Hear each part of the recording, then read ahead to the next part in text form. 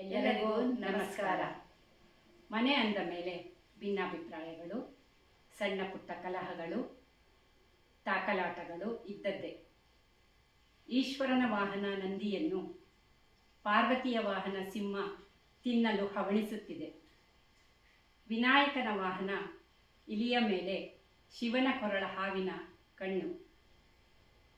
ಆ ಹಾವನ್ನು ತಿನ್ನಲು ಷಣ್ಮುಖನ ವಾಹನ ನವಿಲು ಬಯಸುತ್ತಿದೆ.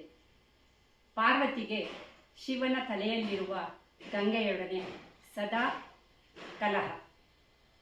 ಆದರೂ ಕೂಡ ಈ ಕೌಟುಂಬಿಕ ತಾಕಲಾಟಗಳನ್ನು ಮರೆತು ಮನಸ್ಸಿಗೆ ತಾರದೆ ಶಾಂತವಾಗಿರಬೇಕೆಂಬ ದಿವ್ಯ ನಿತ್ಯ ಸತ್ಯ ಸಂದೇಶವನ್ನು ನಮ್ಮ ಜಗದೊಡೆಯನಾದ ಜಗದೀಶ್ವರನು ಸಾರುತ್ತಿದ್ದಾನೆ.